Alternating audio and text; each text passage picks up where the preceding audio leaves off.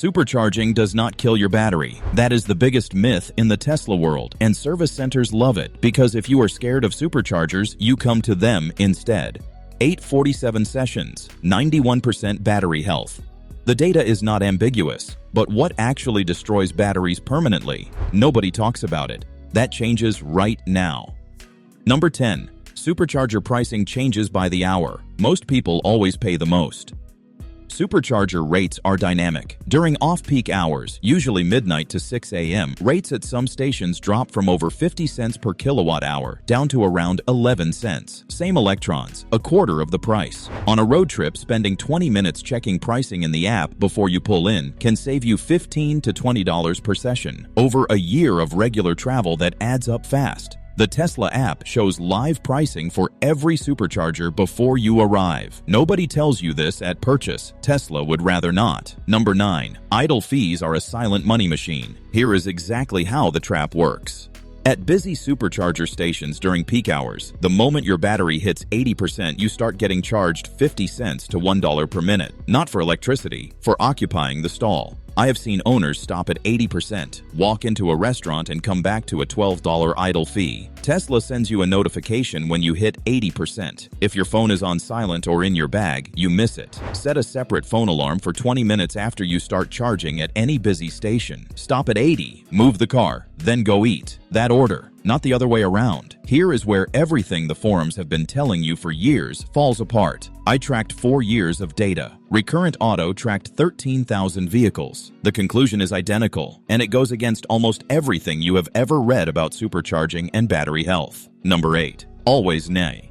Navigate to the supercharger. Never just show up. It costs you time and cells. When you navigate to a supercharger using Tesla's built-in navigation at least 30 minutes before arrival, the car automatically preconditions the battery pack. Warm batteries charge dramatically faster. Cold batteries can charge 2 to 3 times slower. In winter, skipping preconditioning can add 30 to 45 minutes to a charging stop you thought would take 20. The car will not precondition if you type in an address near a supercharger or open the charging screen manually. It only works when you navigate directly to the supercharger as the destination. Always, no exceptions. Number 7. Your charging speed depends on who is sharing your cabinet. Choose your stall. Supercharger stalls are grouped in pairs, sharing one power cabinet. If you are in stall 2A and someone pulls into 2B, you split the available power instantly. Your charging speed can drop by half with no warning. Tesla labels stalls with letters for exactly this reason. Most owners never learn the pattern. Choose a stall with no partner next to it. Odd and even stalls typically share cabinets. V3 stations have dedicated power per stall, so this matters less. But at busy V2 locations, picking correctly can cut 15 to 20 minutes off your stop. Takes 30 seconds to look before you plug in. Worth it every time.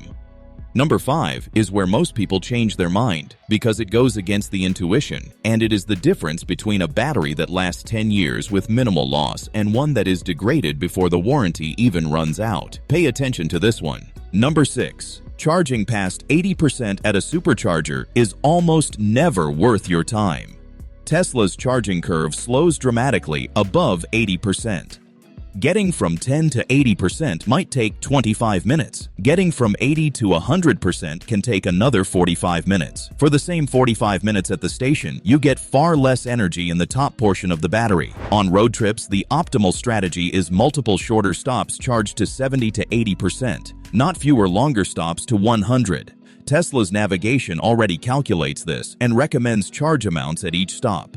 Trust it. Overriding it and charging to 100 at every stop adds significant time to long trips and provides zero real benefit. You will arrive later, not earlier. Number 5. Supercharging is nearly harmless compared to the real battery killer nobody talks about. Fast DC charging from a supercharger generates heat that the thermal management system handles. As long as the battery is preconditioned and warm, the chemistry deals with it. Recurrent Auto tracked over 13,000 vehicles and found no meaningful difference in degradation between cars that supercharged over 90% of the time and those under 10%. Tesla's own 2023 impact report confirms it. Average 12% loss after 200,000 miles, regardless of how owners charged. What the chemistry cannot handle is lithium plating, and lithium plating comes from slow level 2 charging when the battery is cold, not from supercharging. Below 10 to 15 degrees Celsius, lithium ions cannot properly settle into the graphite anode. They plate as metallic lithium instead. That is permanent, irreversible physical damage. No software update fixes it. No recalibration recovers it. It is gone. That is the paradox Tesla never says out loud.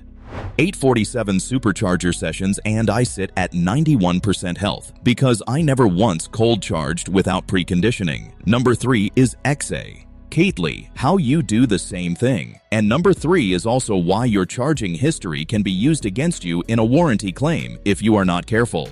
Number 4. Cold charging without preconditioning is the real battery killer, and it happens every winter.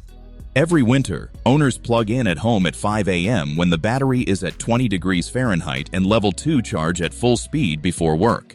This is causing lithium plating and they have no idea it is happening. The fix is scheduled departure. Set your departure time in settings and enable the off-peak charging toggle. The car will time the charge to finish just before you leave and will warm the battery using wall power before the charge rate ramps up. You are not just protecting against cold weather range loss. You are preventing permanent chemical damage to your cells. Set this up tonight. Run it from October through April every single year. Do not skip a day. Number 3. Tesla logs your entire charging history, and they use it in warranty claim evaluations. Tesla logs every charging session permanently, every supercharger stop, every charge level reached, every time you hit 100%, every time you supercharged more than once in a day. This data lives in Tesla's servers and is pulled for warranty claim evaluations. Service advisors who deny battery warranty claims do review this history. A pattern of multiple supercharger sessions per day over years combined with regular charges to 100% is the combination that gets warranty claims complicated. Occasional supercharging is fine. The data proves it. But charge carelessly for years and the logs work against you. Charge smart and the data works in your favor. It is that binary. Number 2. Tesla's supercharger payment system has a bug that costs owners money every month. If you have a free supercharging plan attached to your vehicle and you also have a paid charging plan or a credit card on file, Tesla's system occasionally charges your card instead of applying the free credit. This happens most often after account changes or vehicle transfers. Check your supercharger session history in the Tesla app under charging every single month. Look for sessions that should have been free but show a charge. Tesla will refund these, but only if you catch them and request the refund within 60 days. After 60 days, they consider the transaction closed. Set a monthly calendar reminder, 5 minutes a month. Some owners recover over $100 a year from this one habit alone. Number 1. The state of charge you arrive at matters more than how often you supercharge. Here is what the owners with 200,000 miles on healthy batteries have figured out. Arriving at a supercharger at 5 to 10% and charging to 80% is dramatically better for battery longevity than arriving at 30% and charging to 100%. The chemistry at the extremes, below 10 and above 80 to 90%, is where stress accumulates. The middle of the range is where cells are most stable. Tesla's routing algorithm already tries to land you at superchargers around 10 to 15% for exactly this reason. The owners who fight the routing and try to arrive higher or leave fuller are unknowingly compressing battery life with every single trip. Follow the routing, arrive low, leave at 80, keep moving. That is the whole strategy. 147 sessions, 91% health. The forums had it wrong for years, and now you have the data to prove it. Next week, I am walking through the 8 problems I found on 50 used Tesla inspections last month. Number 3 was a slow coolant leak on 3 different cars and every C. Ingle, one of those owners, had no idea. One of them was 2 weeks from a $20,000 repair bill. Subscribe right now. That video is the one that protects the investment you have already made.